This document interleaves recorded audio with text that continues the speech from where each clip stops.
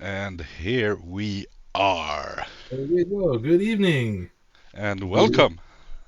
Yes, welcome to this Swedish Championship pre-show.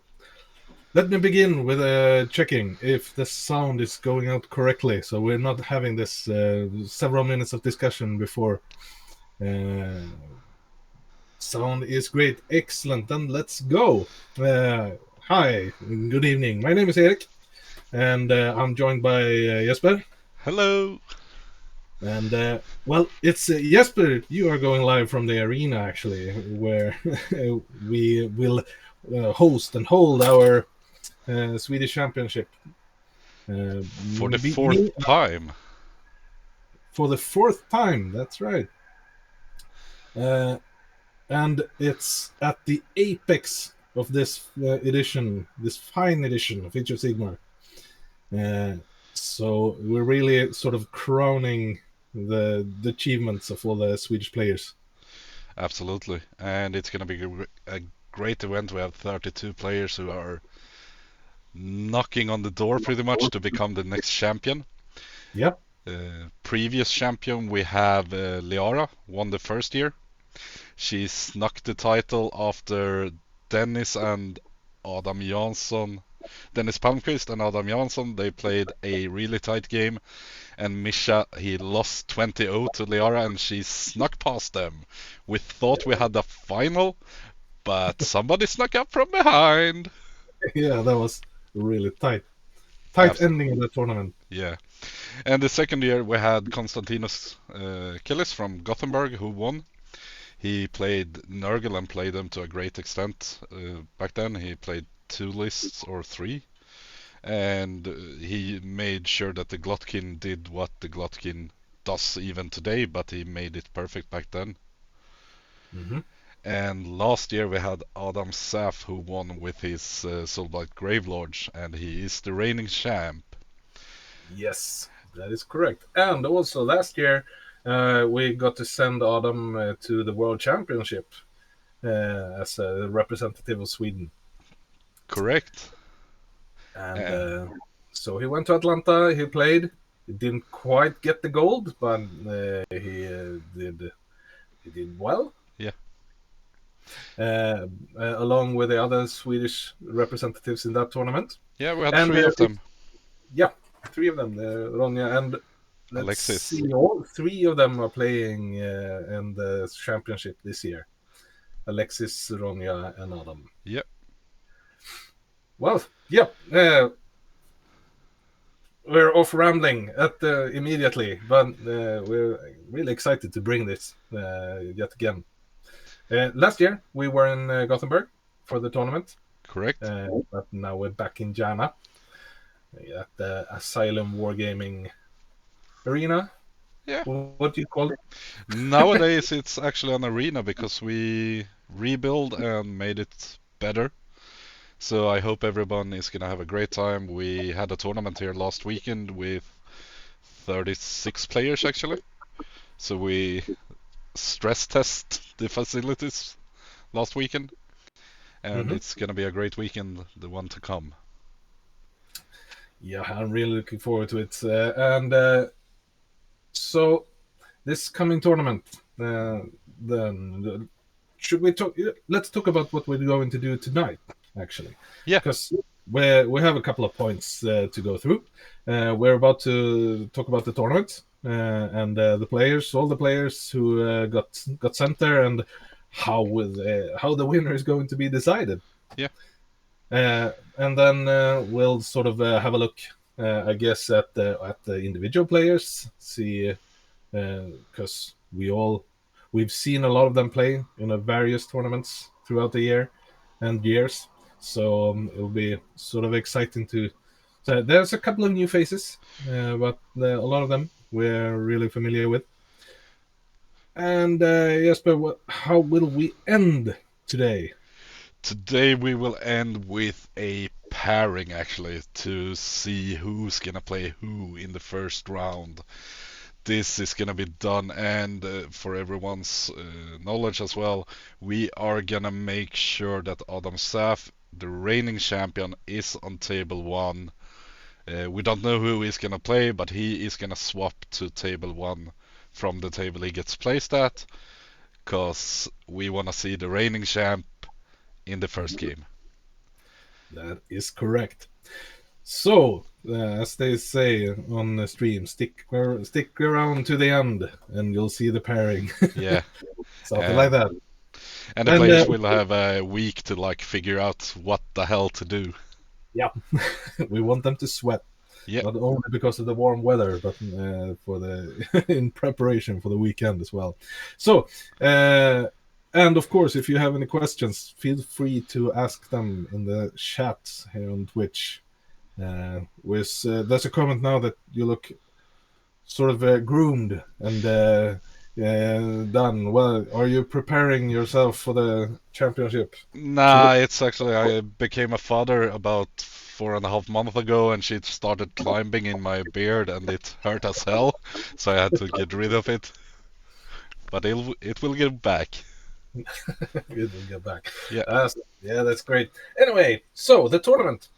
There's yeah, 32 players qualified. yeah. How did they qualify?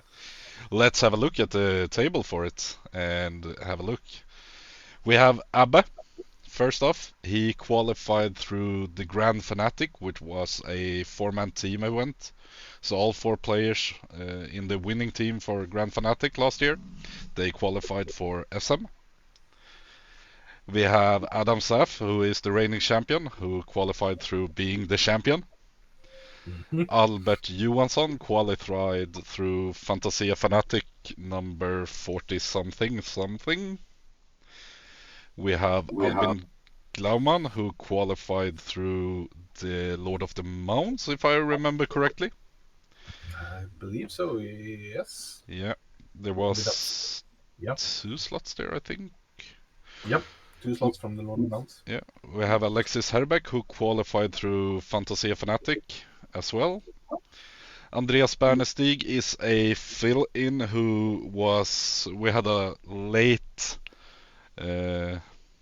fall-off from one person here same day as the list was supposed to be in. And Andreas, he might not go for the win, but he's a good player who never gives up an inch on the table, and whether he goes 0-5 or if he actually goes 5-0, he's one of those person I can always rely on doing his best in a game and not give anything for free. So I asked him to step in. And that also means, of course, that if any other player is sick or sort of brings us to an odd number, then Andreas is the one getting dropped off the tournament to bring us back to an even number. Correct. Let's hope we don't have to do that. Nope. Yeah. But that's right. Yep. Anton Sandström is next up, and he is actually a champion for another person. So the people who actually... Yeah.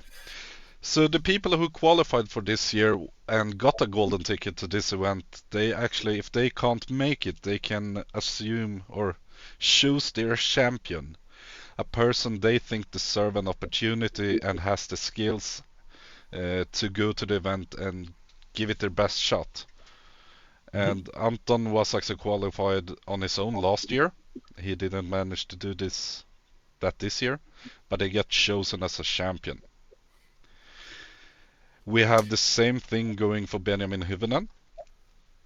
He's also a chosen champion. And those both are chosen from Dennis Brännvall and Jonas Paro, if I remember correctly, who qualified through the Grand Fanatic with Abbe. Okay. We have David Einar, who qualified through Stockholm qualifiers, and there was... It was a group. He finished second or third in the group, but the other was already qualified, so he got a slot.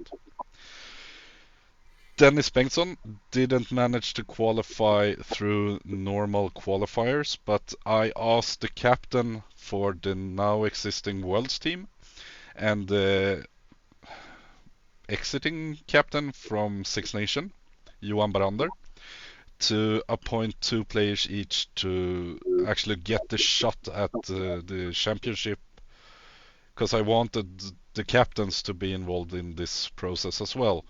Some Mm-hmm. people out on the scene, they don't qualify, but they are really, really good players. Dennis is one of them and deserves a shot at the championship. So he was chosen by Barander. Yep. We have Emmy Bengtsson who qualified in Eskilstuna qualifiers. She won that group. She was the only person who was unbeaten at the end of their qualifiers.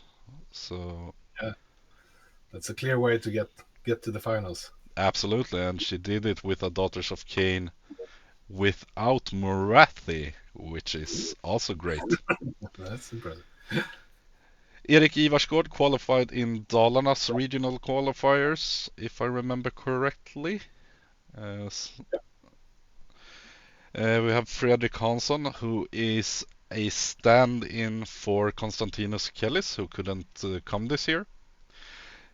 So Gothenburg player, and Konstantinos qualified through being the runner-up last year, I think, or third place. One of them. Jocke Delarus is also one of Johan Barander's nominated players. So the exiting captain for the Six Nation team. Mm-hmm. Joel Kornfeld qualified in a tournament in Eskilstuna a couple of weeks ago only, and he finished, I think, in fifth or sixth place, but all of the players before him was already qualified, so he got a Yep. slot from that one. That's the way it's supposed to work. Yep. Johan Dylind is a he is a chosen champion for someone. Yep. I think I remember that post on if it was on Facebook or something like that. Yeah. Yep. And then we have Johan Hilmersson, who is I actually won Dala Stompen, and since I'm not playing the championship, the ticket went to Christian Wenberg, who couldn't make it this year because he's full up in the old world at the moment. And he nominated Johan Hilmersson. They both play here a lot of times, and they both play Seraphon, so I think he had some coaching from Christian as well. Nice. Then we have Karl Einar, who qualified in Lord of the Mounts as well. We have Lillen, who is the Swedish world captain. And since both captains for the world team and Six Nation team was invited, they were invited because most often when they get to go out and play a tournament for themselves, they are not allowed to bring the list that they normally should on a I want to win or go 5-0 at a singles event. They are most often trying out something new, something that needs to be considered for a team event. And Lillen has all of the knowledge needed to be one of the contestants to win this. Yep.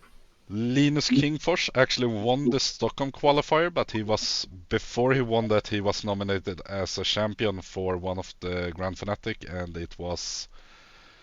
either it was Jonas Paro or uh, name forgotten at the moment. Per Sigvalius. Mm-hmm. One of them nominated him. I can't remember which one. See? Yep. Matti Panen was nominated by Lillen as one of the captain choices. Matti is going to Six Nation this year to be the assistant coach of the team. So Lillen thought this would be a great opportunity for him to see and try out what it means and how to improve his skill for a bigger event. Mm-hmm. So that's a captain choice. The second captain choice for Lillen was Michel Town, who's the next player, and a great player. He's been playing at least one of the SM before this one, and he's always on top, always trying to perform. As we can see here, he's playing Sylvaneth, so he sticks to his book and wants to be the best in that one. Yeah, so he just posted his list on Twitter for the or X, sorry, Yeah, for the tournament. yeah. After that, we have Nils Wallberg, who's been fighting so hard throughout the year to get his ticket, and he finally did it on his own at Dalastompen, the last one that was held. He went 5-0 and he had a great time there. Hmm. Philip Holst is the one who qualified in Örebro. Since Tobias Schürk, he won the qualifier in Örebro, but he had a ticket already from another event. So Philip Holst was the one to qualify from Örebro. Rasmus Hellqvist is Malmö based and he qualified through. Uh, I think he got a ticket from Jonas Rodemar, chose him as a champion. Jonas Rodemar won the Golden Potato Cup, and from there he nominated Rasmus. I see. Robert Thulin won the qualifiers in Norrköping, Linköping, and did a great job down there. He's been pulling to try to get as much experience as possible to try and qualify for the Six Nation team to begin with. He Mhm. also played Four Nation for Sweden down in Denmark. Then we have Robert Törnqvist, who's actually an Asylum player, and he qualified in War of the Ospreys in Nyköping, a tournament held by Lillen and Nyköping Wargaming. So the whole crew there. Ronja Andersson qualified through the unofficial World Cup that's being held here in Järna each year. She placed second in the A final stages. The winner there was a Danish player, so he wasn't allowed to qualify for the Swedish Championship. So that's based on that. She also made it to the top 8 of the World Championships in Atlanta, didn't she? Uh, Uh, yeah, so that in itself should qualify for, even though it didn't. yeah. But Also, but she went 5-0 at the Worlds last year in the singles, yeah, so great player. Let's hope she doesn't drink as much this year. Then we have Sebastian Andersson. He was chosen by Johan Barander as a champion since Johan Barander, captain of the Six Nation team last year, he couldn't make his, unfortunately. Would have been great to have him here. Then we have Tobias Schürk, who won the 2-day event we had here in Järna in Mars. And he's also been winning the last 2 seasons of King of the Asylum. So throughout, he's unbeaten in this venue since October last year. that's impressive. That's impressive. Then we have Tom Batsford, who is a chosen champion from Anders Larsson, who qualified in Karlstad's regional qualifiers. Tom is a great player, plays with Hops and Drops up here in Stockholm, and he might be one of the only person who has worked with a Warhammer franchise. I think he was in with the team who developed Vermintide, actually. Mhm. So a Warhammer gamer, all in, all out. And then we have William Karihag as the last player who qualified through finishing top 3 last year at the Swedish Championship. And he still works for Fat Shark Tom. So Yep, still in the still in the business. still in the business. That's great. So as yeah, there's several routes then to get to this finals, and we've seen a lot of people working really hard to find their way. So can you tell me about the reasoning behind all these different ways to qualify for the championship? So the first year when I started this, I wanted it to be a qualifier throughout some process, and it was during the Corona still. So we couldn't travel around Sweden and host tournaments in a bigger scale. And that made it to be a regional qualifier, so you could only play with people who was close to you and you lived nearby and like a serious game or sports series, pretty much. And since then, it's been stuck to like bigger tournaments, get the ticket and everything to that, and regional qualifiers. We want the best of the best all the time. For next year, I think we will open it up to make it a bigger, grander event and skip the qualifiers, but tournaments itself could have a ticket for the winner of the tournament as a prize. Like, here is a ticket for Swedish Championship instead. See. And one of the other things I wish to do then is to extend it to be first game Friday evening to be a total of 6 games. I see. For to have 64 players being able to attend. Being able to have more players I and see. Yep. such. Uh, But so,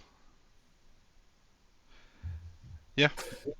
So, yeah, but I feel that this qualifier has really sort of, especially since there's different ways, there's different opportunities, and we've seen people traveling to different tournaments to sort of get their shot at their ticket. yeah, If it's a ticketed event, so I would say sort of to open it up to, which brings legitimacy to this tournament. yeah, Because everybody has had their chance to be a part of the championship yeah, and to get a spot.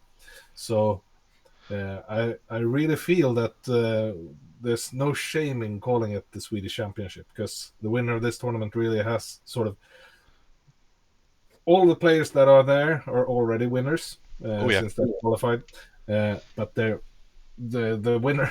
You can be the best of the best, the winner of the winners. So, yeah. really deserve to get that nice trophy bucket. Uh, Absolutely, and it's a planning process. It's gonna be, and one of the things we work with now is also the academy for the Swedish national teams. Mhm. And one of my plans is to actually evolve the Swedish Championship in cooperation with the Swedish academy. So, like, bring other people in on it and get more boots on the ground for a bigger event and bigger scale, and like really have the Swedish Championship as a measurement for the captains to like find new upcoming players and such. We are a few of us that's the old guard, and we're not gonna last forever. So we really need to find the newer players. We have one guy who played in the Kota here. I don't know if he's 14, 15 or 16-year-old kid, actually, Yep. still. He plays with his father in Dakota, and he's actually going to the United States to compete in the World Championship for karate. I see. So we have upcoming players with the mentality, and we need to find these persons and like evolve them into Everything. the bigger settings. Yeah. And So, but yeah, it's a scene. It's an open. It's sort of open opportunities for players to prove themselves in different ways. And as you say, that's the team format, but there's also the singles format, which is sort of basically different games, and people prioritize different things. But yeah, so it's just getting the organization and the planning and the thinking behind it. yeah, It's that's what brings it forward, and sort of, if you just sit down, lean back, and don't do anything, then you don't get any results. But exactly. we've And seen it. nothing Hard will work. happen, and there will be no development in the scene. It's gonna be the same tournaments all around, and I want to up the quality and be in the front for Age of Sigmar Sweden. And we have a great national team, and let's step it up all out throughout Sweden. Yeah, and you've really done a great job with that to sort of lift the rest of us. So this next weekend, then, when we Yeah, have these excellent finals, uh, uh, let's have a look at the point system for it. It's a 20-0 tournament. Correct. this year. Last year it was win, draw, loss, more or less. Yeah, But this time around, it's more of a 20-0. And correct. So we are gonna follow the AOS Worlds scoring. So a draw in the game is 10 points each. Minor victory is 11-9. 1 to 2 points diff is 12-8. 3 to 4 points is 13-7, and so on. You have the list here, you can read it. You have to win the game by 17 points to get to 20-0. And with 32 players, there can only be one player who goes 5-0. And the first tiebreaker is gonna be the win, or the first win condition. So this 20-0 system is pretty much the tiebreaker. I see. So So that, it's still a win, draw, loss for the victory yeah, for the first place. Yep. correct. So if you have a 5-0, because there's not necessarily, there could be a draw sort of in the final round. Of Oh course, yeah, but we've had draws we have a before. 5-0, then we have a champion, right? Yeah, But this is of course a table that you need to, as a player, and all the 32 of them need to sort of take that to heart, because you need to score those points, and that brings us to the feature of two lists. oh yeah. 'Cause- yeah, Earlier year we have had a 3-list format actually. So I wanted to do something different this year and try it out. So previous year it's been, you know, the mission, and both players got to pick their list hidden, one of the three they brought for the championship, and then face up together, and this is the list that's gonna play your list.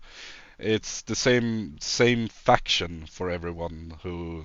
So if I bring 2 lists or 3 lists before, it's the same faction on all the lists, but I need to prepare myself for what my opponent might show.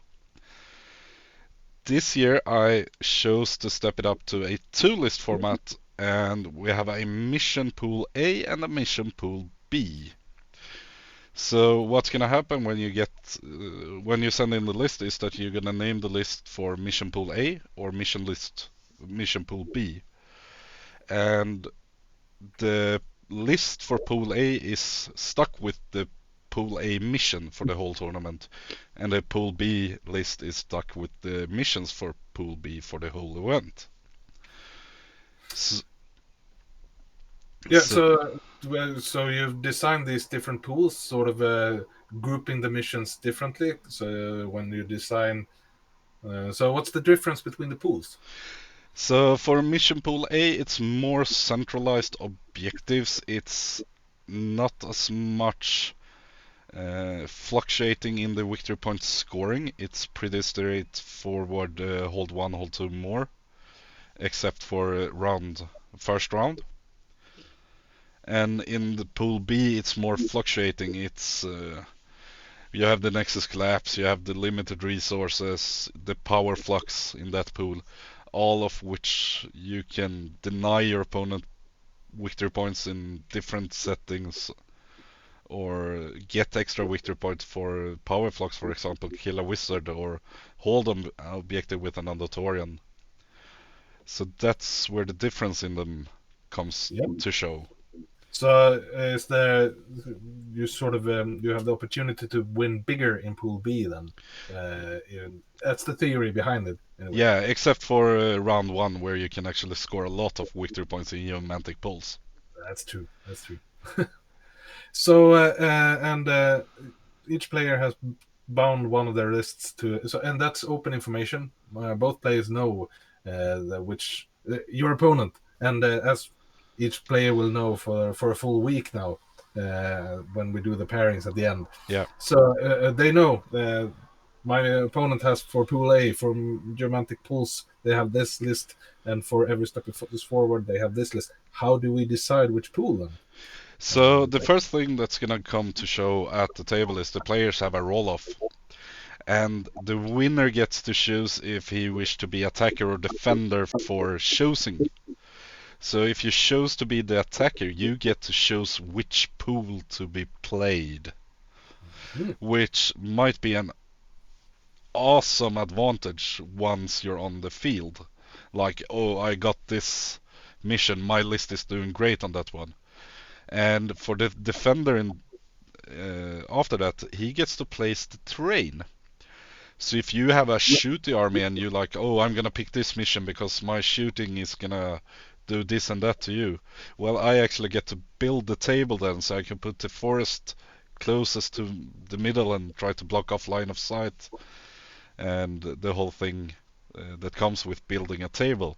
It's still gonna be that forest or the wildwoods or whatever line of sight blocking forests. Yep. They have to be in opposite quarters. So if you, and there's also going to be two garrisons which can't be placed within a forest or in the same quarter. So you're going to have two quarters with forests and two quarters with garrisons. Which for some people who really need to block the line of sight, I might win the roll off and pick the pool to play. But I know that your list is going to do great against my list if it doesn't have line of sight blocking or something like that. So then I might like, all right, you get to pick the pool. I'm gonna build a table in my advantage. Oh, so that's a choice in attacker defender for the. Yeah. Okay, I see. This my narrative mind sort of really clicks with this because it's a great, of course, a gaming. But I mean, the defender picks his territory, picks where you fight, where the attacker sort of lays out the strategy for the scenario. Anyway, it's always a narrative game, this game. Yeah. But after the defender has placed the terrain, is there mysterious terrain? Yeah, there is going to be the dices. So you roll 8 dices for mystical effects into a pool, and the defender in the first stage is going to place them however they wish to. So they get the opportunity to. Well. Yeah. And who picks the side to play on them? That's the attacker. Aye. So it's an attacker defender role in double aspects. Mm-hmm. So if the defender sort of groups the terrain really tough on one side, of course, I suppose the defender needs to follow and adhere to every rules for placing objectives. Absolutely. So there's three. Can garrisons be placed on within 6 inches of objectives? Yeah, garrisons can be placed on objectives. So it's gonna be one of the parts for the tournament as well. Like I got this for the garrisons as well. Should be said, all garrisons are 15 models, no more. That's good. So they can be placed in territory and on objectives. Defender does not show side. Attacker shows us. Yeah, so that's a sort of a really trade. But to me, this sounds, besides the narrative, that you're placing a heavy load on the players here, which they should know. They are stepping up to a high standard here and high expectations to sort of to juggle all these strategic and tactical decisions of the minutiae. I think it's really interesting. It will be interesting how it plays out. So we have the question in chat here, isn't it the benefit of placing terrain lost if the attacker picks side? Well, it's up to you, actually. You can place it in advantage for both, or make sure that your list doesn't care which side to be picked on. Yeah, I mean, you can also design sort of firing lanes or so where open places to run up to objectives for, or to just scramble the terrain all over the central. So this is one of the parts that I think is like for a Swedish champion. If you win it, this is one of the parts that you need to figure out. Choose your battlefield, but be prepared to be on both sides all the time. All of this is, of course, on the clock as well, I suppose. This one is going to be pre-clock, actually. So, we lost Eric. We lost him. And he's back. I was inactive. Yeah. There I am, sorry. Yeah. Discord threw me out for inactivity. All right. back. So this is gonna be a little bit pre-clock, actually, because it takes a lot more time for a person who to place the table, but it's all gonna be explained to the players and in good time. We are also gonna use Milarki, and I'm gonna tell the players this when we get to that part for the stream view and everything like that. Yeah, and of course, all this picking uh, lists, it's up to the players. A lot of players have submitted identical lists for Pool A and Pool B, which is of course a decision you can make. Yep. I've seen a lot of reasoning behind it, being that uh, just sort of narrowing your headspace down to just one list and be able to play that and have that designed to face all sort of alternatives. That's of course up to the player. That's Yep. one way to sort of crack this nut. Mm. So But yeah, but on the other hand, you can sort of decide that yeah, I could bring this list, which is really strong in one of the sets, but performs poorly in the other. So that's a reason to sort of bring two lists. Or you could sort of play the meta, of course, and know how the others will decide, and there's that whole way of thinking. yeah, so we have we can have a look at the mission pool actually. So we have for the first round we have geomantic pulse Yep. or every step is forward. So both of the missions is geomantic pulse is you can score a lot of victory point if you just grab the right objective and follow through and are able actually to finish your opponent, bring him off the table and take scoring. Because the scoring is 3 points the first turn, 6 points turn 2, 7 points third and fourth, and 6 in the fifth battle round, and then 3 points on top of that. So you have 29, 32 is the maximum point. Yep. So, and every step is forward, your maximum is 28. Yeah. And every step is forward, you have the no retreat, because then you don't count towards objective, and if you charge, you count double. So sort of you get stuck in the combats, which sort of evens out the score more in the every step is forward. Yeah, Tends to, at least. yeah. And For with a 17-point difference for a 20-0 score. yeah. Yep. And then you have lines of communication against Fountains of Frost. Fountains of Frost is an like you need to be able to be in multiple places at the same time. And if you have Andatorian Locust Wizards, they are going to be great because they count as 10. If you have the movement to push one of the sides for your opponent, you might choose Fountains over lines of communication.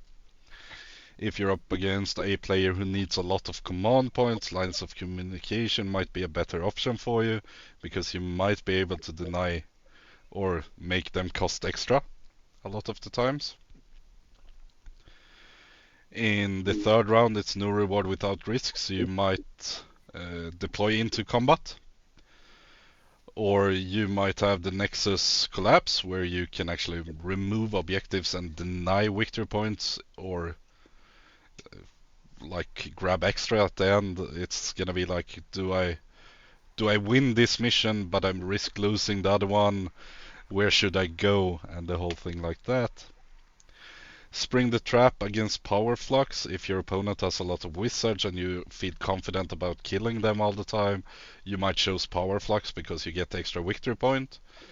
And spring the trap if you are up against something that alpha's really good, or you feel uncertain how you might withstand turn 1 2, you might choose spring the trap and place units on the in the reserve. Hmm. And for the fifth round, it's Icefield or Limited Resources. Limited Resources is a nut to crack. Yeah. since once you've controlled an objective, you might never control it again. So you just need to deny your opponent from getting the objective, and you really need to think about what to do in this mission. Yeah. And for ice You fields, can't if you hide. run, you might take damage. If you roll ones Yeah. on the charges, you take damage. How much can you withstand? Are you mobile? Are you not? Mhm. So, a lot to think Yeah, about. that's a lot to think about, and I think this is really a strength in this year's General's Handbook because these we haven't had a General's Handbook with 10 good scenarios, I believe, earlier because there's always been a selection of a few, and with the choice here, we can even the more sort of Yankee scenarios with well that have those odd interactions which can really be frustrating for players. Even those aren't that bad in this General's Handbook. Yeah. So yeah, think it's a good strength of this year's General's Handbook. Yeah. Be able to sort of post all of these 10 Mm. scenarios. So I think we're gonna have a lot of fun with like who got to pick the mission and why did he pick that mission, and it's gonna be a lot of fun to ask the winner in the end, this champion. Yeah. Was at which point did they just start sort of roll a die? Yeah. I can't think I can't think of that anymore. Sort of Game 5. Just win this. I need this roll off. I want to give it away. Yeah. So yeah, and there's a lot of strain in the decisions, and so just being able to be on top of the decision making all through the tournament. Yeah. Yeah, I think it's really fascinating. It will be great to commentate about this. Yeah. So let's use that as a segue into the commentating and the stream, how that'll look for this tournament. Yeah. This new tech. We have Yeah. the Milarki system. Milarki, our website and our tournament scene and like our narrative scene and everything like that. So we have taken out this one, which is a overlay pretty much. So this is my webpage actually, only with a cam on top of it. So if I remove the camera, it looks like this. So anyone can pretty much use this in OBS and start streaming now. So if you play a game at home and use OBS, have one camera and a mic, you can actually stream your games. So we made it easy for everyone to access. Yeah. And Yeah, just stream with your mobile phone there as well. that's gonna be harder, actually. Yeah, that depends. Yeah, well, you can. Yeah. But anyway, Yeah. yeah, I think it's great fun that the tagline for Milarki is, of course, make every narrative game count. Yep. Here they bring an excellent sort of. Well, as I said, all games of Age of Sigmar are narrative, but if we make a match play distinction and Absolutely. a narrative, then this is a great tool for match play. Yeah. So for my settings now, I can actually drag the scoreboard, I can extend the video, I can do a lot of things. But the best feature at the moment is once in here, I just push a button and here's the list. So this is a game I played this Thursday actually against Thomas, and I won the game 21-11. We played Power Flux, and here's the list. So it's gonna be really easy for you when you sit in the booth and commentating like, all right, I need to see the list and I want to show this stream or chat as well. Yeah, it's the wrong mission, blah blah blah. So see this as a placeholder, but yeah, and the really great part, I think, it's this information isn't only available for the stream game. This No. is actually available for all games, Yeah. all 16 games going on at the same time. Because as you mentioned, for the first final round 5 game of the Swedish Championship, we streamed the top table, which a table that we thought would one of those will be the champion, but it was actually Liara playing on a second table that or table 3, I believe it was. Anyway, she took the title, and Yep. we could probably end up in that situation now as well. So we will need, and we will get all the information from all the tables. Yeah, and hopefully While we are actually in the progress of doing things. Let's see if I can bring it up here. So for a tournament that's been played, to show it off. Um, so when I go to the round, I get to see the victory point for the round, and the final score is this one. But for the preview, or when the round is up and going, I can see the victory point, I can see what round they are playing, and I can see also, I hope this will be implemented in time, I can see what the battle point score would be if the game ended now. I see. So you Yeah. will have both the victory point, and once you have like the 8 points difference, you see actually that the game would end 17-3 or 16-4 or whatever it would be. Otherwise, we'll have to do the calculation and just check the table ourselves. It Yeah, shouldn't be. But just being able to see not only sort of as the round is finished, but while it being played, how it looks. It seems like it's going. If it's the top of round 3 and one player's sort of in the lead, then you can. Well, it's the top, but if it's in the bottom of round 3 instead, yeah, which we could see, well, that's really important information, yeah, and usually sort of have been sending people out, sending if we have a spare TO to sort of check the field. yeah. But this now we should be able to have all this information. Yeah, and also I hope for every person to upload a picture of themselves actually, so we can see the Oh, players, and instead of bio. a Uh, uh, that's even better. You can in the Milarki system, you can write your own bio. I want to be able to sort of say which club are you playing from.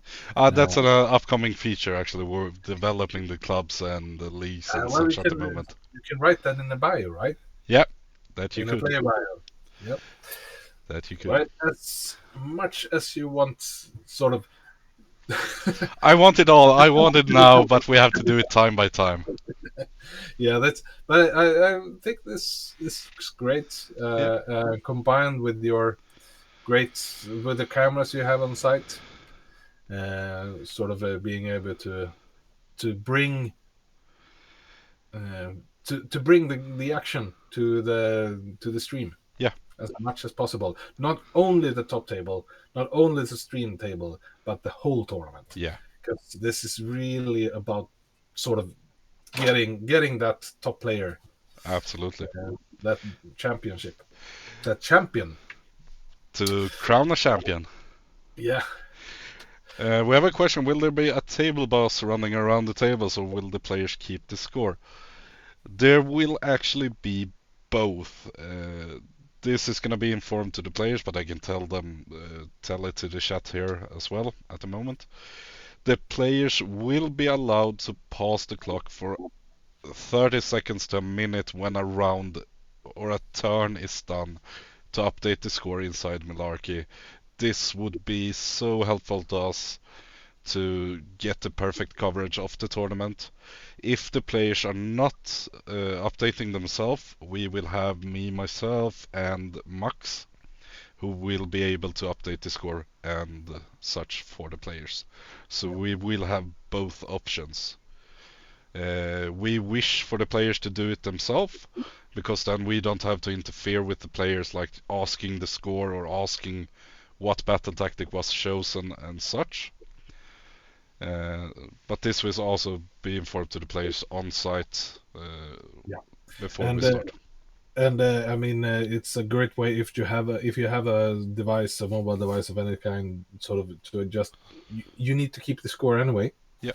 As you play the game, and to be able to report it at the end of the game, of course. Yeah. So if you keep the score through the Milarki, then it automatically gets sort of updated.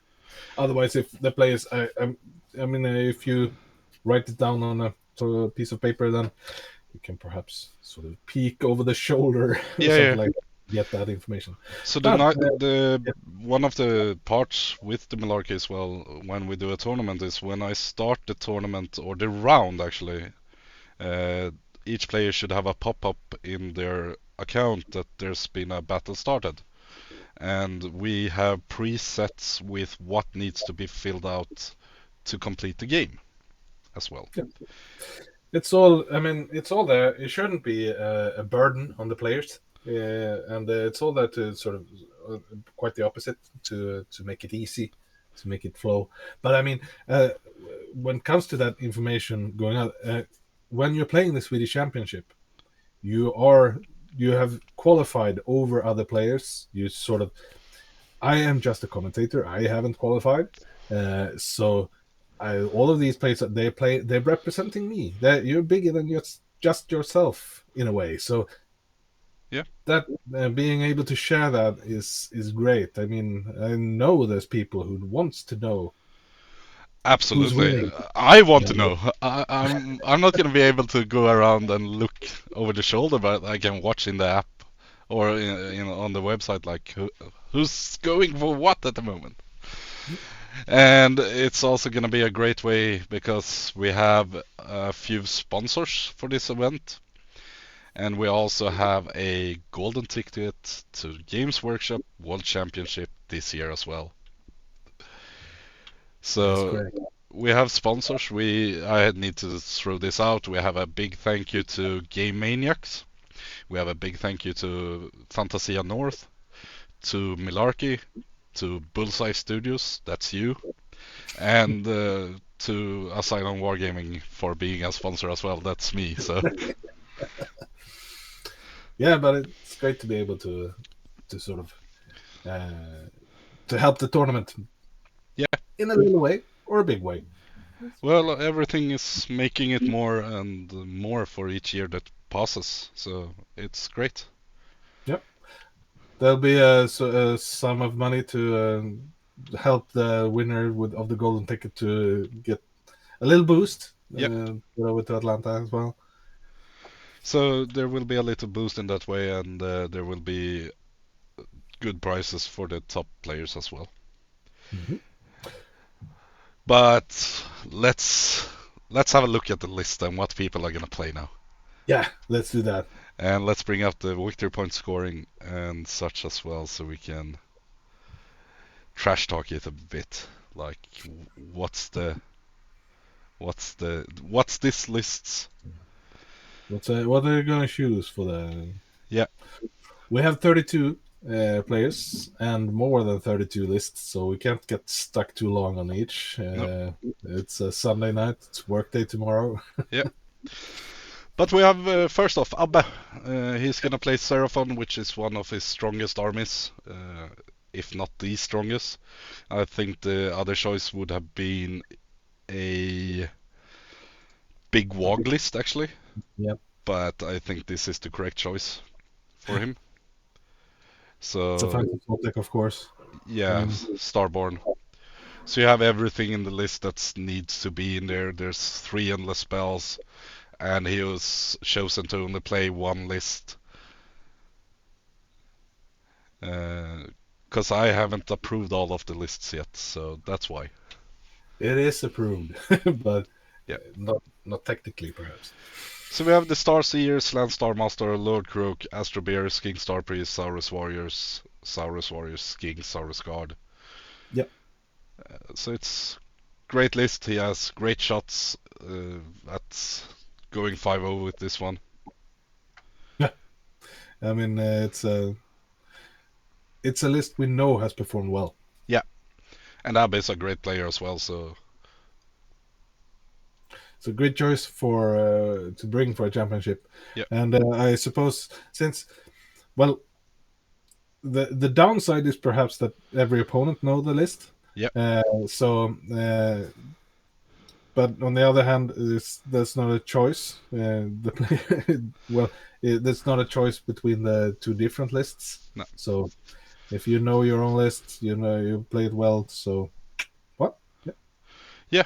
And I mean, the worst opponent he can get is a corn player, pretty much. Next up, then, let's go through this. We have Adam Saf, the reigning champion. He's playing Caradron Overlord. He shows for his Pool A list. He actually has two pools. So in his Pool A, we have a Gotrek Garrison, along with 15 Thunderers and an Ironclad. So this is the not as mobile, but it's gonna punch through and it's gonna keep tight, which is Mission Pool A actually. Yeah, it's sort of a more objective centered, and you'll have a big fight over a couple of objectives in the Yeah. middle. And for Pool B, where you have to be a bit more mobile, we have two units of 15 Thunderers alongside an Ironclad and a Soul Scream Bridge. So there's mobility, there's a lot of shooting, it's gonna be pew pew pew pew! Yeah, and yeah, well, it's yeah, he's designed. He has designed along according to the mission pools. Yep, And great job in the list choice there. yeah, see Next, if you can sort of take a back-to-back winning of a champion. We haven't had that yet. nah, somebody has to be the first one. Yep. Next up, Albert Johansson from Umeå, playing Seraphon, playing Fangs of Zotic as well. Same list for Pool A and B. So it's a Seraphon. It's not the same spells. It's a bit variant from Abbas. We have, for example, the 6 Pterodon Riders, Yeah. more skinks, and we have the Lord Crook, we have Slant, Star Master, Starseer, Star Priest. It's mages all the way. Yeah, it's the same basic thing, but a bit, as you say, a bit difference. Yep. Also a good player, gonna play great. A beautiful painted army as well, so That's always intimidating. yeah. We have Albin, who's been playing the Fire Slayers for a long time now. I think he is absolutely the best Fire Slayer player in Sweden. Yeah. But it's gonna be his to prove as well, because there's another Fire Slayer in the championship. So, but he's playing Fire Slayers Wastarg. It's the same list for Pool A and B, and it's It hasn't performed that well in singles, Fire Slayers. Over well, there's been a couple of spikes. That's also a strength in Layers. All basically most factions are actually have performed, but this is not a consistent top performer. yeah. The Fire Slayers, but I they like the definitely have potential. I like the fact that they allies in Elania and Elathanor from Lumineth to get a wizard. He also have 2x5 Vanguard Hunters allied to get the surround and destroy, jump around, grab an objective here and there. So it's well thought of, this list. It's been a process to create the list, and he's been thinking about this stuff. Yeah, it's a strength to play a faction as long as Albin has been doing it competitively at a high level now. Yeah. I know I faced. No, I didn't face him. No, I played along. Yeah, just saw him play. The stuff going in, Yeah. but he's really good at it. Yep. Next up, we have Alexis from Stormcast, from Asyr, but he's from Umeå. Actually, one of the golden tickets for USA last year. Yep. And he's playing Stormcast. He's also playing the same list for Pool A and B. Science of the Storm, so he's gonna drop down from the sky. He got a prime in this list. He got the Quest of Soulsworn to jump around and grab objectives. Counts as 3 models each on objectives. There's raptors with long strike crossbows. There's drakes. There's concussors. I mean, it's a great list. 5 drops. And again, a player who knows his faction. Yeah, And as we have in the chat, is the top placing Stormcast player at the world championships. yeah, So world's best Stormcast player. yeah. But, Somebody's here to dethrone him. I can tell you that. Great opportunity. yep. We have Andreas who's coming in to play as a filler. He's playing Orc War Clan, so he's gonna play Bloodtooth with 21 pigs and a Maulcrusher and some heroes on top of that. It's a 2-drop list that wishes to push you off the table as fast as possible. Yeah. So also a good list. He played this a lot, so he It won't be a knows what it does. Yeah, that never gets old. It's a list. It's no. Uh, well, I mean, if you you can't screen against it or you can't, it hurts. it hurts. And a double from this list is gonna push through a lot. A bit weak to magic to say. Yeah. Let's jump to the next one. Anton Sandström, Umeå, he chose to bring 2 lists. And he's playing Idoneth Deepkin for Pool A. He also figured out that Gotrek is a great choice. Mm-hmm. And for Pool B, he went more with Morsar Guard and a Leviathan. He has the Leviathan in both lists, but it's Shark Spam and the Achillean King in both lists. Yeah. So list B is more mobile with the Achillean Morsar Guard, while list A has the Gotrek. So he's done the same analysis as Anton. Oh, sorry, Adam did Yeah, earlier. Not only with the Gothic thing, but yeah, and of course it's the short lists that we've seen for the Idoneth. yeah, And that's what they bring when they bring the yeah. competitiveness. So that's Anton. Let's jump. Benjamin from Umeå, playing the same list for A and B, playing Nighthaunt, playing the Emerald Host, which is a cool choice. He's going for the sniping of heroes, so to Yeah. say. So we have Lady Linder, we have the Krulgas Cruciator, we have Curtis as well. We have a Purple Sun in the list, we have Spellcasting Savant and 11 drops in total. So I haven't seen a list like this for a long time, but it's nice to see it, at least. I'm not Yeah. sure it's gonna be great, but let's find out. Yeah, let's find out. Then the Nighthaunt has sort of the capacity to surprise. It could be sort of a if you do well, you do well. I mean, Yeah, that's of course. I think he could have taken a battle regiment as well to get down in drops, but I know Benjamin isn't playing as much as a lot of the other players, but he's a great player and a friendly guy. So let's hope he performs. Yep. Oh yeah, Gotrek on an 11-inch charge. That's a good Gotrek. Yep, Charge. that's the only Gotrek you need. Next up is David Einar. He's bringing King Broad Stomp for Pool A and B. It's gonna be the same list. 3 drops. We have King Broad, we have the Gatebreaker, War Stomper, and 4 small giants. Yeah, it's that King Broadstomp really brought Sons of Behemoth. Gave them some kind of edge. Yeah.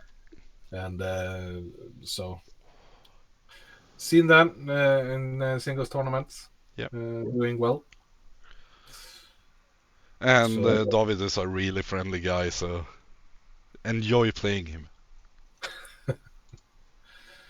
I think most of these players are friendly, and even though that's not a metric to decide the champion, All right. well, it's a metric to sort of. All of the guys are friendly, but this guy you want to bring home to meet your parents. Okay, I see.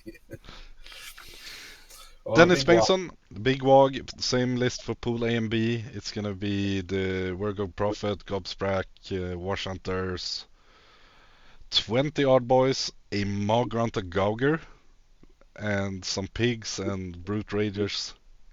So we skipped the Maw Crusher in this list and got for more units, more tankiness, 4 battalions, Andatorian Acolytes, Iron Jaws Fists twice, and a Warlord. 11 drops. Yeah. I mean, we have the scenario of sort of wizard sniping giving extra. So both this and the Deacon. No, the Night Hunt list for sniping characters. Yeah. So there's a potential to grab some points there if you Yeah, get the attack position, absolutely. or perhaps not to something to avoid. And that's one of those sort of one of those decisions for the players Yeah. when the attacker defender role comes up. Next up, Emma Bengtsson, Daughters of Cain, Drachiganeth, playing the same list for Pool A and B. So Bloodthirsty Zealots, everything has to fight, and it's a lot of models actually.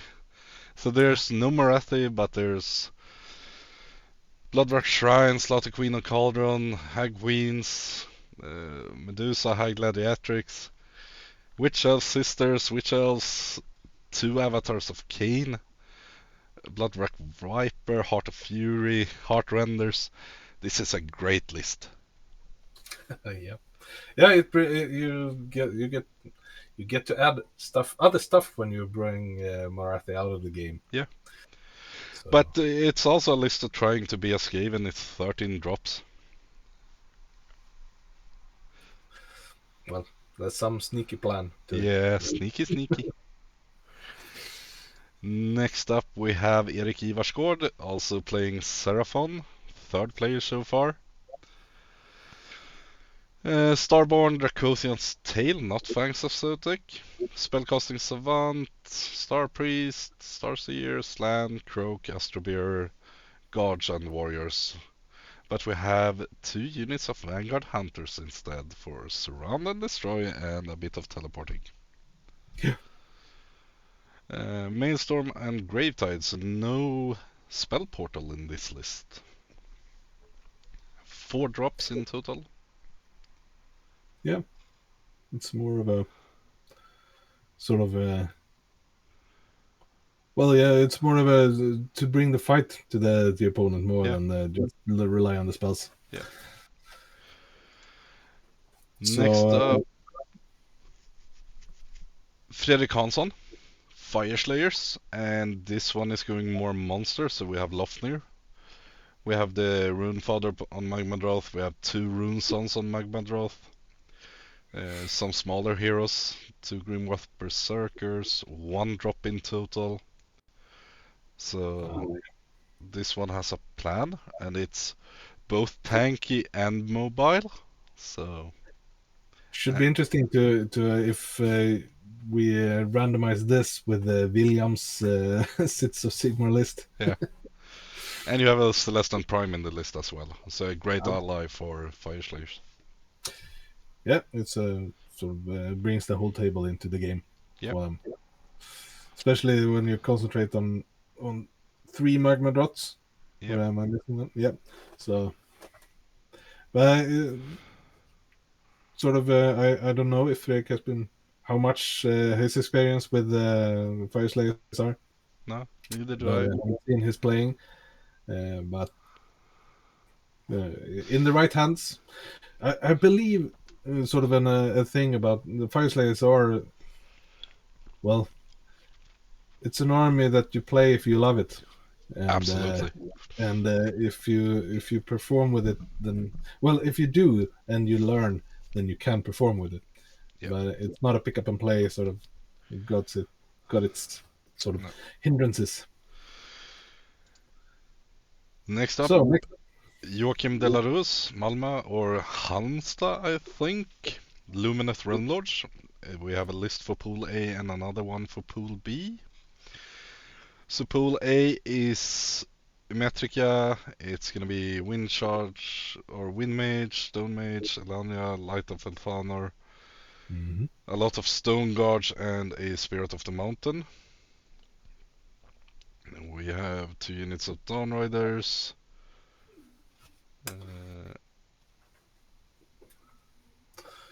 A 4-drop, I think this one is. I might have missed to It's a battle add. regiment anyway, so it Yeah, should be 4 drops. So yeah. yeah. Probably me who missed it when I cut and. Copy and paste, but Yeah, let's just fill that in later on. yeah. And the second So list is that's also Metrica, Stone Guards, but a Kronspine. and 2 lore seekers. No Itharion, no Light of Itharion, no. Lore Seeker, Lore Seeker, Lore Seeker. And this one is actually a bit weird to me because the grand strategy for Pool B list is Slaughter of Sorcery. So it's going after the.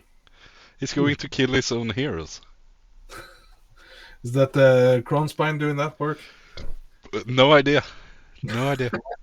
I have no idea if this is a misclick, the Slaughter of Sorcery, or if it's some genius plan behind it all. And now, did you went idle again in Discord? Yeah. Sorry, I need to click it Yeah, occasionally. yeah, It's your settings. yeah, You demand the interactivity from your guests, I suppose. yeah, Well, yeah, it should be interesting. I mean, it could be sort of a way to choose, just a way to lure your opponent to yeah, pick. So to pick that play with a difficult grand strat. yeah. But on the other hand, Next up is Joel Kornfeld, Asylum. He is gonna play Caradron Overlords, Barracks on, so close combat fighting. So it's gonna be 2 frigates, a 9-man unit of Sky Wardens, and 9-man unit of Endrin Riggers. Charge in and throw the dices. 2s and 2s, rend and damage a lot. This is a really aggressive list. It's 2 drops. So it's well, if it does well, it does well. Lists the kind yeah, of list. And, I mean, be lucky with a. You need to win those priority rolls to control that. yeah, And so yeah, 2 drops. I was looking at the distribution. That's another feature of Milarki, right? To sort of the tournament, you can see the distribution of drops. yeah. We have a 2 drops. few implements coming for that one as well, and with the 2 list format, it screws up Yeah, the formatting of the lists and such. But otherwise, it's gonna be one of the parts. yeah. You have 41 lists, something like that for Yeah, this event. Out of those, anyway, that's I believe there's 6 1 drops or something like that. If that is from a memory, but from the top of my head, but Mm. something like that. So 2 drops is a decent potential to control the outro. first number of priorities. Yeah. Next up, we have Johan Dyrlind, who's playing Osiark Bone Reapers. For Pool A, he's playing Nil Myriad with Catacross and 30 Mortic Guard. And for Pool B, he's playing Mortis Praetorians with Arcan and Catacross. Both list for Pool A is a 1-drop, list for Pool B is a 2-drop. Osiark Bone Reapers is a great faction, and in a 2-list format like this, it's built for Pool A. If he wins the roll-off and goes up against Seraphon, he's always gonna pick the Null Myriads. And if he plays anything else, pretty much, I think he's gonna go for Pool B. Yeah, So I agree. Yeah,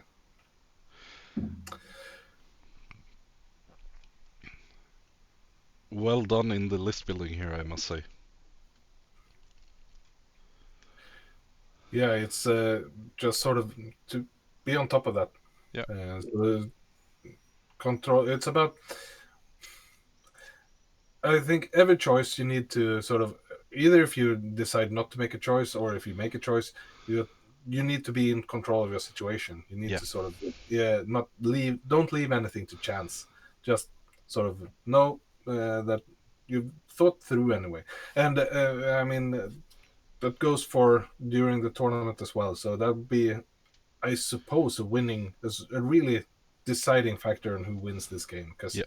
if which player can sort of pick a decision and go with it, and don't sort of don't be overwhelmed with all the information that you get and No. everything you need to do.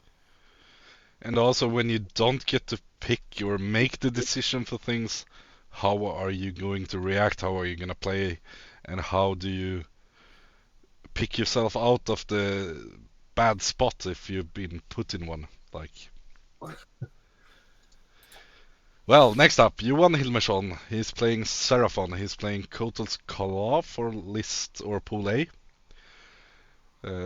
with a Gotrek in the list. And for pool B, he's playing Kotal's Claw as well, but with more speed in the list. So also a good decision to bring Gotrek for pool A, and for pool B be a bit more mobile Hmm. and run around. It's fun to see as well that there's Seraphon who doesn't play the magic stuffy. Yep. Uh, I mean, they have a lot of tools in that toolbox as well, so Yeah, they shouldn't be left out. yeah. Let's jump to the next one. We have Karl Einar, who's gonna play Night Hunt, Scarlet 2. So mortal wound impacts with the Blade Geist, and he got 20, 40, 50 of them. Hmm. A purple sun in the list, 11 drops. It's the same list for pool A and B. So it's pushy list, and also with the Hex Wraith, and you have the Merman Banshees. Wizard Finders, great battalion to bring. Yeah. So well thought of list, and Carl is really, really good at this game as well. And you always have the movement ability for Nighthaunt, so I can really see not sort of seeing the need to split the list in a B, because Nah, uh, you'll always be able to use the whole table yeah. when you're playing Nighthaunt. Next up is World's Captain Lennart Lillen Svensson, Stormcast Eternal and Celestial Warbringers. Same list for pool A and B, and we have Ionis in the list. We have a Oh, Prime, we have two Night Judicator with the Hounds, we have a 3-man unit of Vanguard Raptors, and an Everblaze Comet. So it's a list that's built to push out damage early on and get rid of the heroes. yeah. Ionis has a nasty set of tricks up his sleeve, uh, which sort of can really mess up with the opponent's Yeah. game plan. So, yeah, that's a interesting thing So to bring. for the list you have the Homing Torpedo, which is the Lord Celestant on Dracoth, which you can auto-teleport with Ionis. You have the Luckstone for an automatic 12-inch charge, and then just go straight in and delete important key targets. So it's well built, and Lilin is great at playing this. He's thorough. It's good to see he keeps his Night Judicators. Uh, he used to play. He played a list with a 5? overabundance of Night Judicators for a Yeah, while. Two of them gets to tag along. yeah. But he played them because he loved dogs. Yeah, that's good. Next up, we have Linus Kingforce, who plays Khorne, Skullfiend Tribe, so fight first on an 8+ charge. Same list Mhm. for Pool A and B, and Slaughter of Sorcery, it's Khorne. So you have the Bloodthirster of Unfettered Fury, you have the Insensate Rage in the list as well. A 10-man unit of Skull Reapers, some Blood Warriors, Blood Reavers, Furies, and Unmade. Yeah, So all all in all, a great list as well. Yeah, greatly, and they have been performing well Yeah, in singles, yeah. and yeah, So, can chew through a lot of Seraphon. oh yeah. I mean, So those sixes when you roll the wound with the Insensate Rage is gonna win the game or the tournament for him yeah, if they are there. Otherwise, maybe not. yeah, you just roll sixes. Yeah, It's a great tactical advice. yeah. Matti Panan is playing Stormcast Eternals. He's playing the same list for Pool A and B. He's playing Hammers of Sigmar. Again, we have Ionis, we have the Night Judicator, we have a Prime. We have 2 units of 3 Annihilators with shield. We have the Everblaze Comet and some long strike crossbows. So it's similar to Liland's list, but with more tankiness in the Annihilators and Yeah, and with the Imperatant, of course, yeah, to up there. up the mortal wound output. Yeah, Great list as well. Next up we have Misha. Why is his list not in here?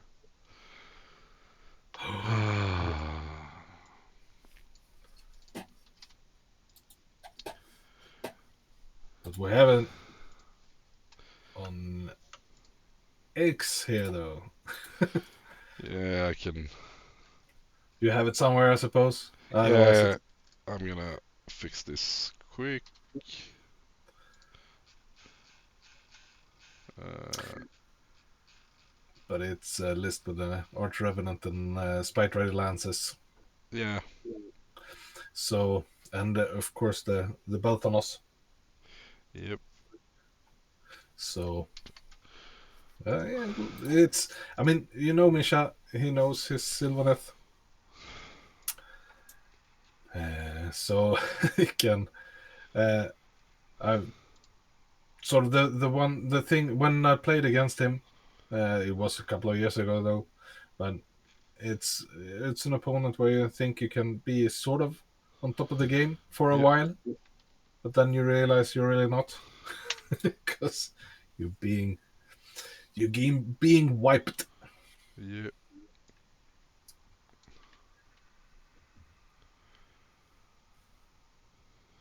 Why?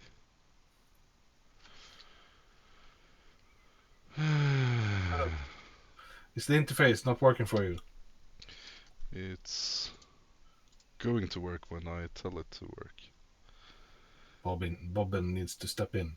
Nah, he's playing the Evergreen Hunt, which is one of those special subfactions I see. who makes our system think it's something else. Unable to determine the faction. Yeah. So I will get on this, but he's playing in the list. It's gonna be Belthanos Arch Revenant, 3 6-man units of Spite Rider Lancers, and 2 3-man units of Revenant Seekers, all in a 1-drop. Hmm.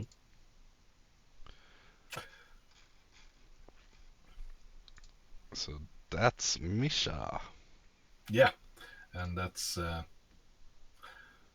pretty aggressive Sylvaneth list. It is. In your face kind of style. Yeah. Next up we have Nils, who's playing Soulblight Gravelords, Legion of Night, which is the go-to inside Soulblight Gravelords, in my Yep. opinion at least. Empire of Corpses, you have the Vamp Lord, Morbid Claw Blizzard, you have Manfred, you have a 20-man unit of Grave Guards, you have 2 units of 10 Black Knights, combined with the White King and Skeletal Steed, they can do a lot of damage. And everything in Soulblight dies and comes back, or gets destroyed and rebuilt. Yeah. Yeah, great I mean, choice. great choice, and it's been sort of a consistent performer. Yeah. Next up we have Philip Holst, who's playing Caradron Overlords, Barrack Sun, so also a fighty Caradron Overlord build. You have a Prime in the list. You have Frigate. You have some Endrin Riggers and the Sky Wardens as well. One drop Slaughter of Sorcery as a Grand Strat instead of the Rule the Skies. So this one snipes out the wizards in another way. Yeah. Yeah. I mean, I like this choice of Slaughter of Sorcery actually, because you don't have to be defending your boat in the same yep, way. you can sacrifice them to. But you need to be active then, because I mean, going up against, say, Croak and Aslan and all the other, then you've got a couple of wizards to chew through. Yep. But you'll want to do that anyway. Yep. So,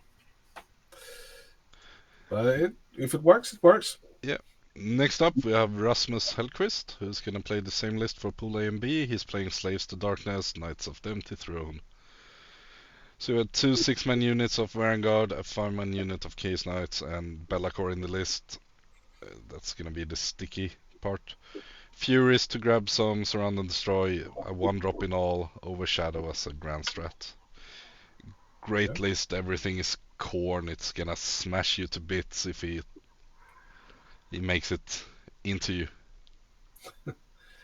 Yep, Or can be a bit vulnerable. when he gets into you.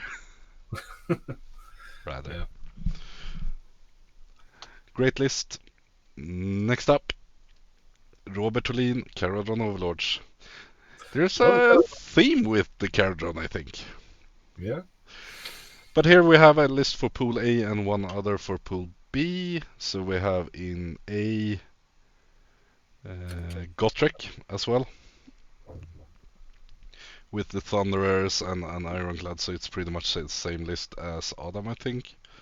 And for Pool B we have a lot more Thunderers and 2 frigates. Not the bridge as Adam, but double frigate instead. Which, I mean, it's a good mobility in the frigates as well, of course. So yeah, it's a choice. I wonder if all these Gotrek players, would they go for the Pool A with the Gotrek, or is that the main plan of their? Have they sort of put the focus in the Pool A, or and sort of the Pool B list is sort of the default, or to fall back on, or I think it's gonna depend on the opponent. For example, if you wish to go into combat and fight, Pool A is great in round 3, for example. No reward without risk. You can place Gotrek in the middle of the table and just run him into the combat. That is true. Yeah. It'll depend, of course. Yeah. So, and the mirror, it's always a mirror, which sort of also screws up your mind, because there's quite a few of those. Yeah. I've counted 4 or something like that with the Gotrek so far in Pool A. Yeah. So there's quite a big chance that you'll be in a position where you need to sort of decide, do you want the Gotrek face off or not? Yeah. So next up, we have Robert Törnqvist, who's playing Stormcast Eternals. So for list A, we have Stormcast Eternals, Science of the Storm, coming down from the sky, Hammers of Sigmar. 6 drops, we have Imperatant, Knight Incantor, Lictor, Liberators. Then we have a lot of stuff. We have 2 Quest of Soulsworn units, we have 2 units of Vanguard Raptors with long strike crossbows, we have Praetors, we have Annihilators. Oh, yeah. This is a lot of units. So it's gonna be fun to see this one. If it gets played. It's a great choice, I think. Yeah. So really putting out the hail of shots. Yeah.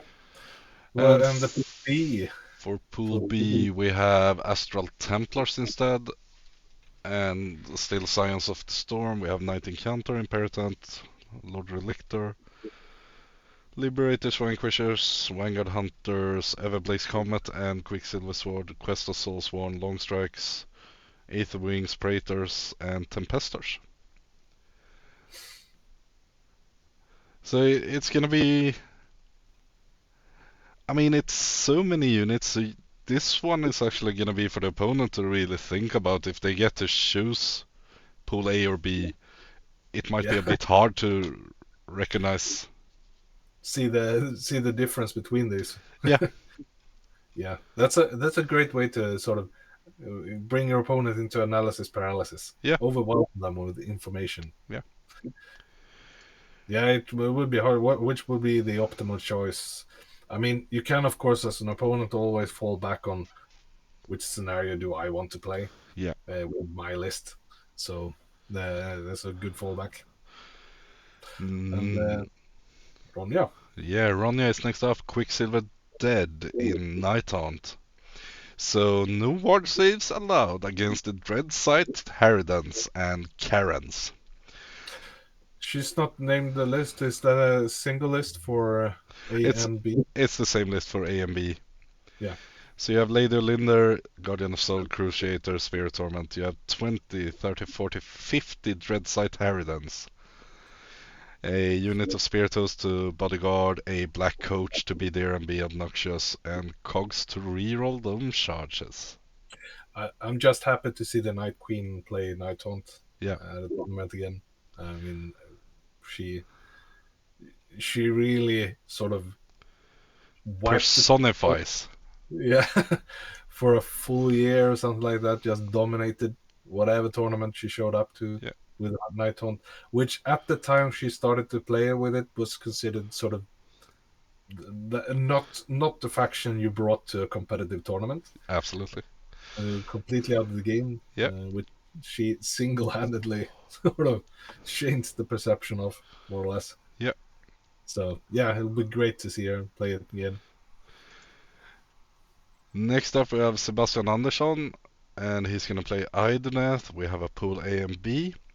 So for pool A is Iron Rack. We have Achillean King. We have Volturnus, Lotan, Morsargar, Ishlian, Reavers, Ship, and a one drop, I think. Yeah, a one drop. For pool B, we have Idoneth as well. Achillean King, Volturnus, Eidolon of Mathlan, Morsar, Ishlian, and 10 Reavers. A battle regiment here as well, so a one drop. So not a shark spam. No, this list is. I don't know. I mean, people haven't played against this in a long time, so It feels like an AOS2 Inet Deepkin yeah, army. pretty much. I mean, if you get caught by this list, you might succumb to it. Achillean King still beat the living shit out of things, and with the support of all the other stuff, which is highly mobile, it's a scalpel. Yeah. Uh,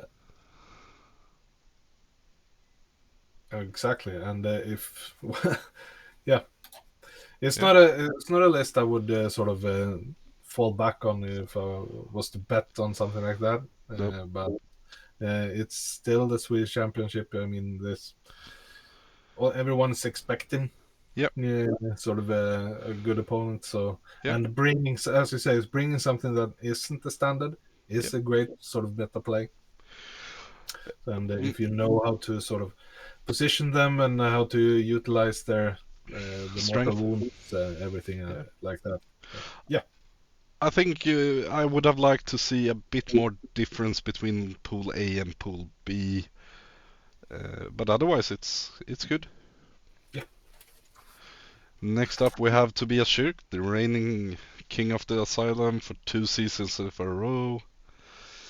He's playing Stormcast, same list for Pool A and B. He's playing Stormkeep, so he's starting on the board. Yeah. We have the Lord Arcanum and Gryffsharder, Ionis. We have a Lord Celestant on Dracoth, the Torpedo we talked about before. Liberators, Concussors, Fast Riders, Drakes, Everblaze Comets, 2 drops in total. So 2 drops. Yeah. Also, I mean, I've seen him play and he haven't lost in this venue since October last year. And is this the list he's been playing at the Kota, or? A similar list all the time. So Yep. last time he actually brought Bastian Carthalos with him, Mhm. and he managed to win 3 games with him. Nice. Yeah. Yeah. Which is well, in comparison with earlier General's handbooks and editions, as I've been saying, I really do believe that this edition, even the distribution isn't that far. It's a really good game now. It's a really good edition of Age of Sigmar that Yeah. we're sort of finalizing on, because you can bring pretty much anything if you play it well. Yeah. Next up, we have Tom Batsford. He's playing the same list for Pool A and B, and he's playing Siege, Guild of Summoners.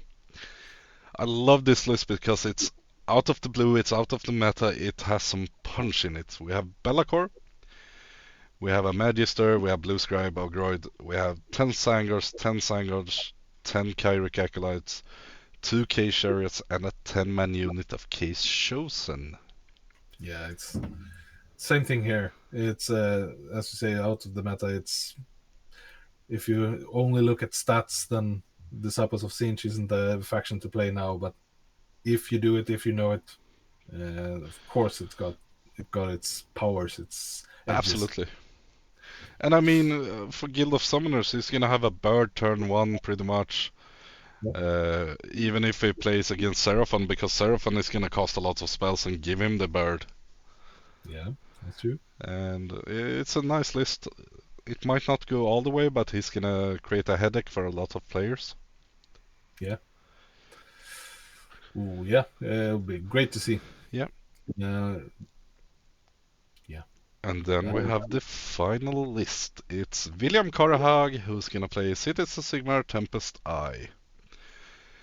We have double Warforger, we have the Steam Tank Commander, we have 4 Steam Tanks over. Command Corps, Gyrocopter, Scourge Runner, Lord Ordinator. We saw this list sort of. It's really fun. This was sort of a joke list before the battle tome came out. It took a couple of weeks. Yep. After the battle tome sort of was released, it wasn't. Nobody saw this list in the initial sort of analysis, but then after a couple of weeks, we started to see this show up and perform really well. Yep. And it dodged I think actually this was also the reason it sort of dodged the big nerf that Cities of Sigmar got. Yeah. Because all the playtesters, the playtesters didn't play it, so as a competitor list, I mean the reason the release before this, the earlier book for Cities of Sigmar, then you had the Steam Tank list as an option, but was really bad at that. So it's sort of a meme list or whatever you like to call it. So, but it actually is the one that's sort of remained after that nerf. Yeah. That's interesting. And as I said, yeah, there's a couple of matchups that would be sort of nice to see. Yep. So, before we go and click the magical button, that's the pairing button. I mean, what do you expect of this weekend to come? I won't do any predictions if you're sort of looking at me to see a winner. You can ask the chat if they'd like to place a sort of a bet, but Yeah. no, I won't do that. I am really looking forward to see a lot of head scratches, Yeah. a lot of frowns, a lot of sort of headaches, and then exhausted players, especially I suppose around 3 Yeah. at the end of Saturday when you're at the sort of you've played a full day and really there's really no time when you can relax. Hmm. So it's really I mean, I'm expecting we'll all have a good time Saturday night, Yeah. but if you're playing and if you're playing for the championship, you can't have Too too fun. fun Yeah. Saturday night because you really need to Be be on top of the on game. the top of the game for game 4 and 5 as well. So yeah, I'm really looking forward to the games. I'm really looking forward to having like 32 of the best players in Sweden here and competing for the championship. I'm looking forward to hearing Lillen say bra spelat. And I'm looking forward to see Nils being angry at something, showing his emotion because he's one of those players. He shows the emotions when it goes bad or doesn't go his way. I'm really looking forward to see the spirit devil or fighting devil inside people going out and like, I'm here to compete. I'm here to win. Yeah, And that I'm saying because I love that kind of mentality. It brings the A game, and it's one of the factors that makes it easier for a captain to take out a team for the Six Nation, for Worlds, for everything like that. If you have the mentality, if you really want to win. I'm not gonna say anyone should cheat or anything like that, but you should play on the edge all yeah, the time. You could take all the opportunities you can to make good choices. Like if somebody asks you a question about your army, answer them correctly, and you don't withhold any information, but a few of the things like just answer the question. Do not go into depth about the question. For yeah, example, in Eskilstuna, I played against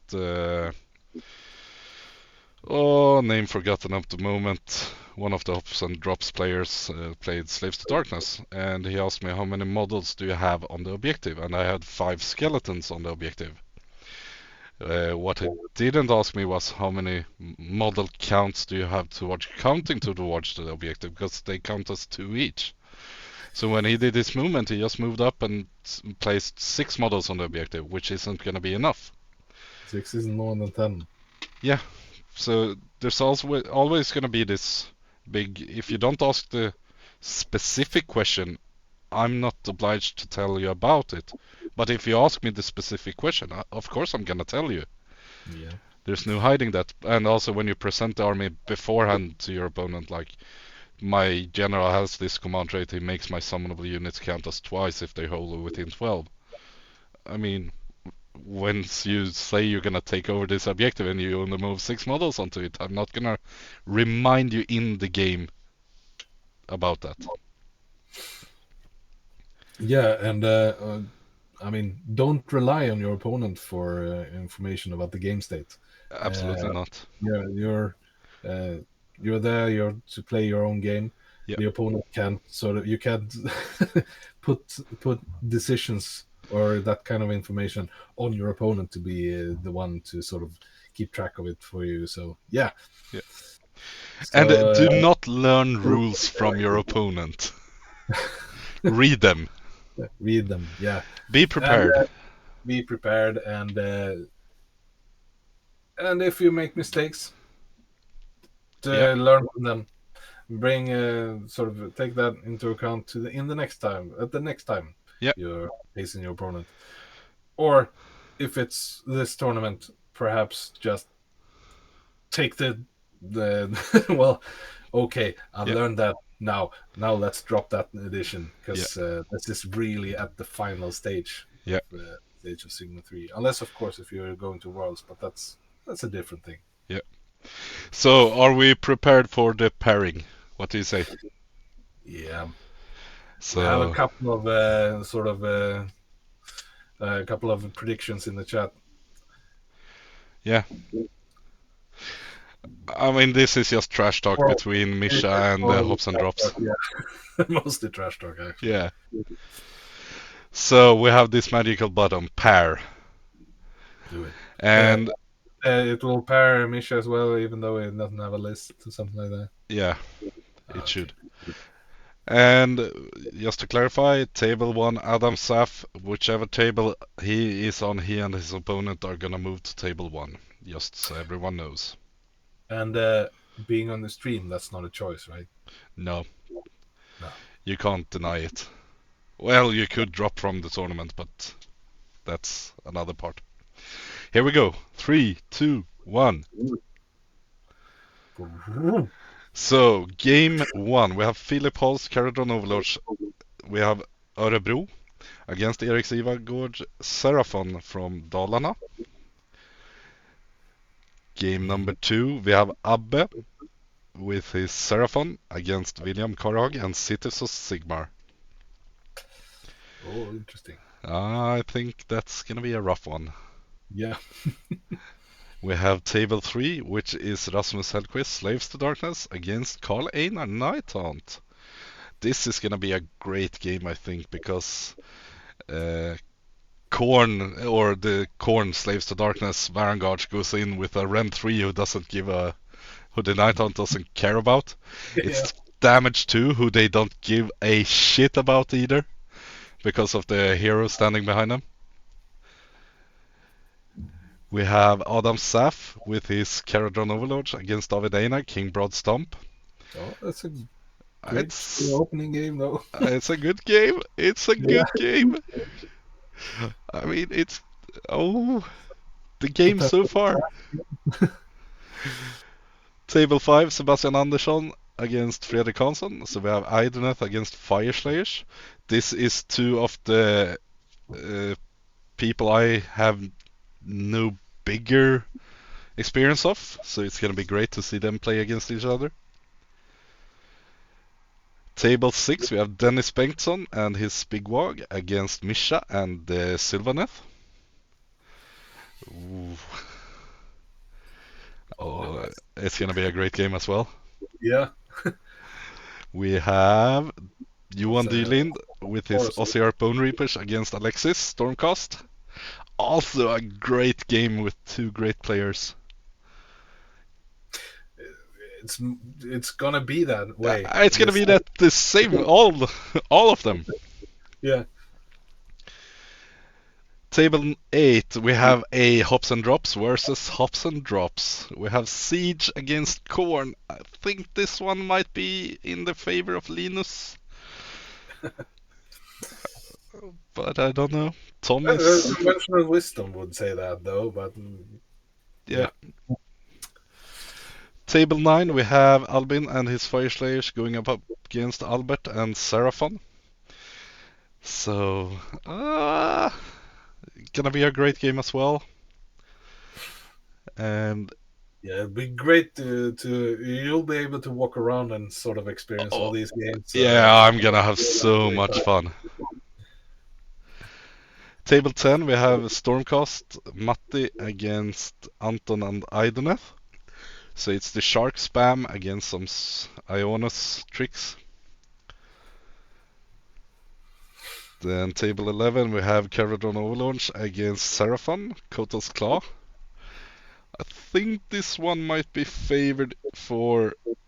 Oh no, this could be a Gotrikov.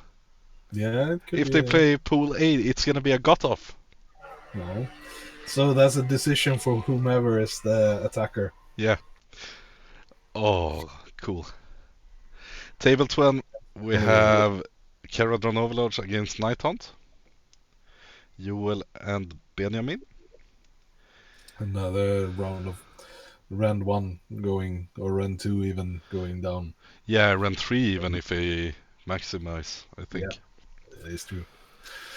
Then we have table 13, we have Lumineth Realm Lords navigated by Yuki against Ronja, the Nighthaunt, the Night Queen. Table number 14, Stormcast Eternals, Tobias Schürk against Nils Wallberg, Soulblight Grave Lords. Tobias' last game here at the last event, Kota, it was against Soulblight and Thomas, who plays them. Now he's going up a next level Soulblight player. Yeah, and this is great. Good at it. This could be the downfall of his winning streak, actually. We'll find out We'll on find out. Saturday. Table 15 is gonna be Emmy and Daughters of Cain against Robert Turnquist, Stormcast Eternals. This is gonna be tight, I think. So, Robert Tornquist, which Stormcast was that? That was... The two different ones with a lot of different units. Yeah. So Yeah, we're having sort of the same same problem as we predicted for the opponents. yeah. So, And the last table is gonna be Lillen against Andreas Bernestig.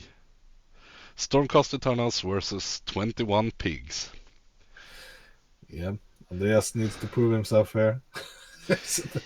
Yeah, I think this might actually be one of the better matchups for the Piggies because they just want to smash straight in, have a double, go through. Yeah, well, if they have it their way, but I know there's a lot of tricks in that Lillen's list. Yeah. To handle it. So save that pairing. Okay, that round has been saved. It's been saved. I mean, what a weekend to have. Yeah. It will be absolutely awesome. Yeah. I am so looking forward to this. Same here. Yeah, it's been a weekend, of course. We've seen a lot of stuff for the next edition of Age of Sigmar, for AOS 4 and all of that. But yeah, my head now it's all here in AOS 3. Yeah. And for the streaming and such, we will come out with a schedule during the week and present it. The players will be informed on site about some of the special stuff, and I'm not gonna say that the time schedule will be delayed, but it's a bit of a risk. It's gonna be that. So game 2 should start at 2 o'clock. Maybe it's gonna be 5 or 10 past instead. We'll see. It's gonna be a lot to arrange, and as long as everyone is helping out and helping the next one, it's gonna be smooth sailing. A great event. It's gonna be so much fun. Yeah, you've done this a couple of times now, Jesper. Yeah, I've done it a couple of times, but I'm also, even though I've done it a couple of times, it's always those 5 minutes here and 5 minutes there. It's always being a part of it. Yeah, it'll be great. Yeah, really looking forward to it, and in a week from now we'll have a new champion. Oh yeah, less than a week. Less than a week, a couple of hours less than that. Yeah. Okay. So I'm really looking forward to this. It's gonna be great. Yeah. Do you have a shot of the trophy? Somewhere I think I do. Let's find it. I don't know if you have it in the arena or something like that. Yeah, I should have it like there. Or do I? It's a big thing that whoever wins that trophy needs to clear some space. Yeah. Keep it Oh, here we go. Autumn supposedly Here we go. got a corner for it. There we are. Look at it. Here he is. The man, the myth, the legend, the reigning champ. Or if he won't let go of it, he can. I could fall to another one, but it's a good champion. I think I actually spoke to him here some time ago, and his girlfriend was like, "Do you really need that trophy here?" So we'll find out. there's no better sort of decoration of your home than a big ass Age of Trophy. Sigmar I mean, trophy. some people would actually be proud to have that trophy at home, but when your wife, girlfriend, whatever, is like, are you really the Swedish champion? That doesn't really matter. Yeah, Uh,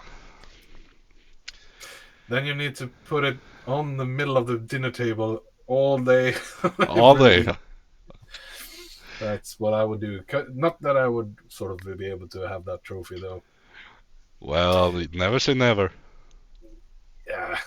Perhaps I'll switch gear to a more competitive play for myself, though. Yeah, Yeah, we'll see about that in the future. But now, yeah, it'll be great to talk about the games. To meet all the players, yeah, watch some fantastic Age of Sigmar, and the best part, we learned here in Swedish to play with a chess clock. yeah, we know how We, to play. we know. Yeah, that's a good thing. Yeah, Anyway, well, unless the chat has any question, we're pretty much done for the evening, and yeah, looking forward to the next weekend. yeah. Uh, So yeah, and then I'll be in Jan as well. So yeah, you won't see this tool shed or whatever it looks like. I'm sitting in. you're gonna be on site, on spot, on time. Yeah. Yeah. See you all next weekend then. See you all next weekend, and until we meet, take care. Take care. Bye. Bye.